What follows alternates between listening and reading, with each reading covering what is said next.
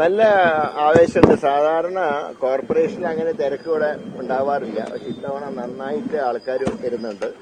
Polling ബൂത്തിലൊക്കെ അത്യാവശ്യം ക്യൂവും സംവിധാനമൊക്കെ ഉണ്ട്.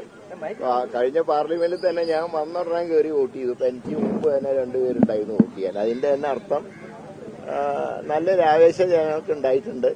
മാറ്റം ജനങ്ങൾ ആഗ്രഹിക്കുന്നുണ്ട്. അതിന്റെ ഏറ്റവും നല്ല എക്സാമ്പിളാണ് ഈ തെരഞ്ഞെടുപ്പ്. ഞങ്ങൾക്ക് എന്താ പറയേണ്ടത്, 100% വിശ്വാസം. ഈ തിരക്ക് ആർക്ക് അനുകൂലമാക്കും? ഇത് UDF അനുകൂലമാകും. കാരണം മാറ്റത്തിന് വേണ്ടിയുള്ള ആവേശമാണ്.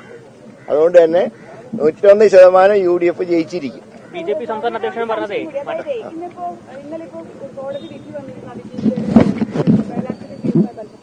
മേഖലയിലെ ദിലീപിന് വെറുതെ വിടുകയും ഇന്നിപ്പോ അടൂർ പ്രകാശ് പറഞ്ഞിരിക്കുന്നത് ദിലീപിന് നീതി കിട്ടി എന്നുള്ളതാണ്. അദ്ദേഹത്തിന് എന്താണ് ഉദ്ദേശിക്കുന്നത്? അതെനിക്ക് അറിഞ്ഞുകൂടാ.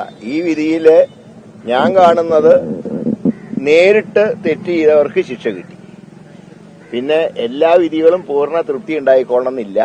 ഇനി അതിൽ അപ്പീലും പ്രൊവിഷനും ഒക്കെ ഉണ്ടല്ലോ, അത് നടക്കട്ടെ. അല്ല, സ്വാഭാവികമായിട്ടും എന്താ പറയേണ്ടത്, ഈ നീതി പൂർണ്ണമായി നീതി കിട്ടിയില്ല എന്ന് അതിജീവിതയ്ക്ക് അഭിപ്രായം ഉണ്ടെങ്കിൽ തീർച്ചയായിട്ടും അപ്പീൽ പോകാവുന്നതാണ്. അല്ല, ഇത് രാഷ്ട്രീയമായിട്ട് ഇതിനെ കൂട്ടിക്കുഴക്കരുത്. ഇത് വ്യക്തിപരമായി ഓരോരുത്തർക്കും ചില ഇഷ്ടങ്ങളുണ്ടാകാം, ഇഷ്ടാനിഷ്ടങ്ങളുണ്ടാകാം.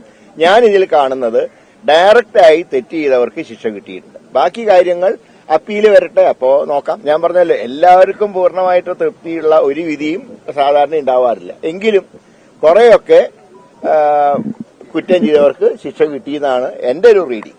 KMA നഗരസഭയിലെ കോർ കമ്മിറ്റി കൺവീനറാണല്ലോ, എങ്ങനെ എത്ര സീറ്റ് പ്രതീക്ഷിക്കുന്നു? ഞാൻ പറഞ്ഞത് 55 സീറ്റിൽ ഒരു സീറ്റ് പോലും കുറയില്ല. UDF അധികാരത്തിൽ വരും തീർച്ചയായും. അതാണല്ലോ UDF അധികാരത്തിൽ വരുമെന്ന് പറയാൻ കാരണം. 55 സീറ്റ് UDF ലഭിക്കും.